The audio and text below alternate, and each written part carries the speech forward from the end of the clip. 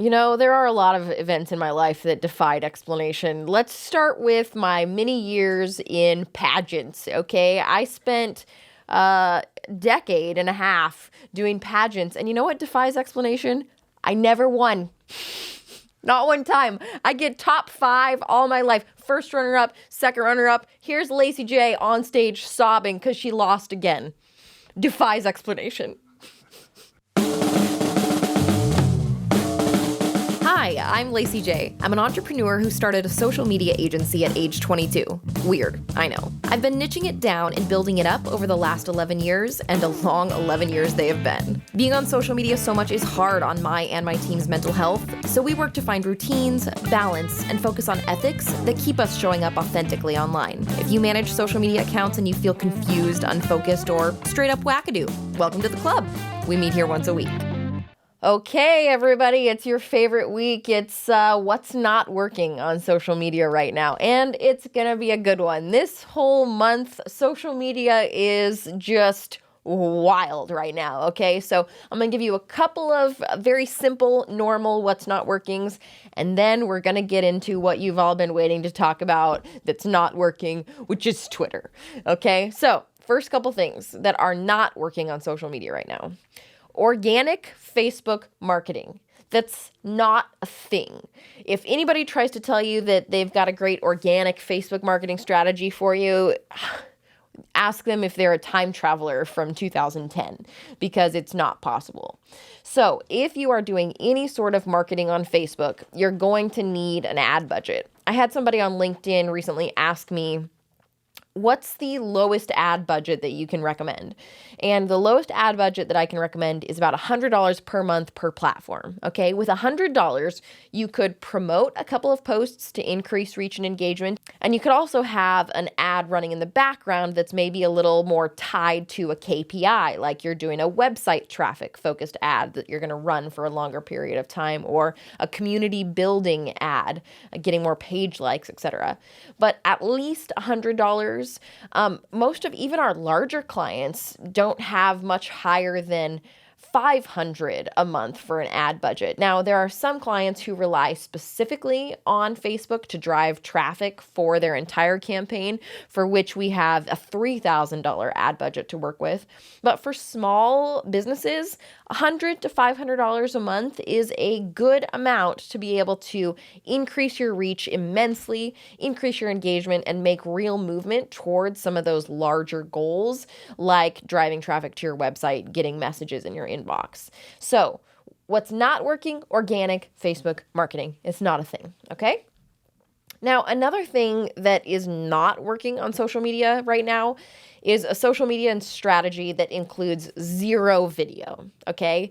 If you are still sitting on this path of just static imagery and graphics, and that's all that you have going for you in your social media strategy, you're like about to be left behind, okay?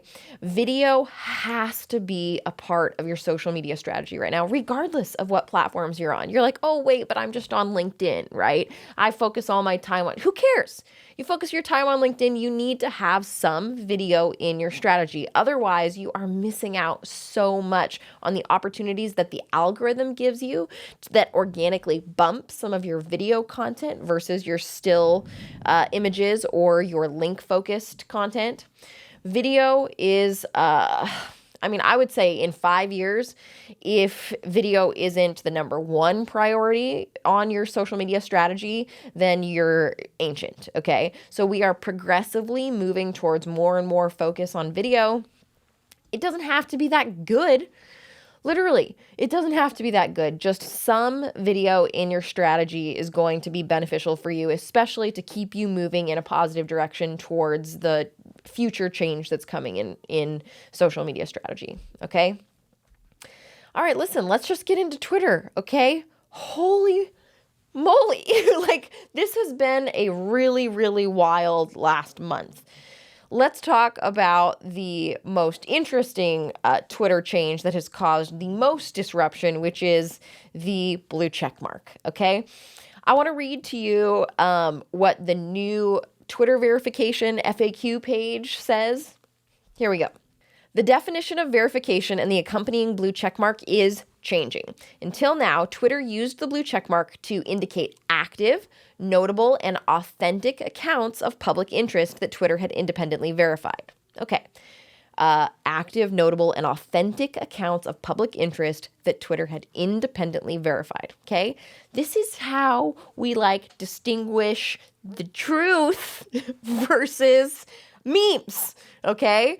The truth was held and protected under the verification process. And all of a sudden, this is changing, right? Next paragraph. Now the blue checkmark may mean two different things. Either that an account was verified under the previous verification criteria, or that the account has an active subscription to Twitter's new Twitter Blue subscription services, okay? This was the genius idea of Mr. Elon Musk to have people pay $7.99. At first, it was to just keep their verification status, right? I could almost see that being a thing. So you've been independently verified. You want to have that blue check mark hosted on your account. You pay $8 a month. Okay, fine. The problem is that then the platform opened up that anyone could pay $7.99 a month and receive a blue check mark on their account. Now, you can imagine all of the mayhem that was caused when this was introduced. It actually only stayed open for the first 2 days of its implementation. Because after only 2 days, Twitter discontinued the use of it. Because why? Oh my God, there was impersonation efforts that were really serious and had real life consequences. Can you believe it? I can't believe you didn't learn this in business school. Or actually, what if he did? I started thinking about this as I was preparing this episode, and I was thinking, you'd have to just be so out of touch with social media to not think that these kind of things would happen. All of us knew this would happen. So was it intentional? Is it a power move to be able to show how much your decisions can change and impact other people? Let's talk about how it actually did impact some other organizations. Some of the notable examples of blue subscriptions that had major consequences was Eli Lilly is a pharmaceutical company, okay? And it, it just really got some consequences this last week. Somebody created a impersonation account, got the blue check mark, and tweeted out, "Insulin is free now," okay? And you know what happened? The real company, lost billions in its market cap as shares fell by 5% after that tweet. Okay, real life consequences to an impersonation account putting out a few words on Twitter. Okay, another one was Lockheed Martin. A tweet went out saying from a fake account that the company would halt weapons sales to countries like Saudi Arabia and Israel pending further investigation into human rights records, which actually that's a good idea. Who's running that meme account? Maybe they should be on Lockheed Martin's board. Okay, but after they sent out that tweet, the company lost billions when shares fell by over 5.5%. Okay, so real life consequences happening because of people being able to pay $8 to get a blue check mark, and all of a sudden nobody knows what the truth is. Okay, what I love the most about this and the fact that this is not working so well is it shows the power of social media. So often us social media managers are kind of task people. We're given tasks. We're told to do this. Oh, just give it to the marketing gal, whatever. Well, the marketing gal has been safeguarding truth and moving positively in the direction of the goals of your business for a really long time. And so if you are not under the assumption that the power that social media managers have is huge, you should probably maybe change your mind about that, because the power is huge, and how we wield that power is the most important thing that we can do in our jobs and our careers as social media managers. Okay, wield it well. Use social media for good. Okay, so Elon Musk, let's figure out what's going on over at Twitter. Let's see if we can find a way to somehow bring the truth back, some sort of verification process that actually is going to not have such real world consequences that are going to be tough to deal with, okay? So that's what's not working on social media this week. I can't wait to talk about it next month. Have you heard of the Spryspace membership yet?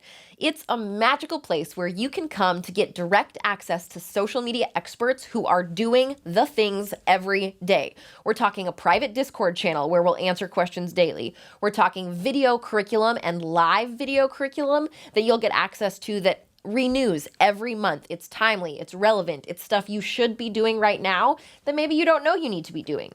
We've got blank templates for persona creation, for annual content planning, for annual reporting that we have worked for a decade to create and perfect, and we want to share it with you.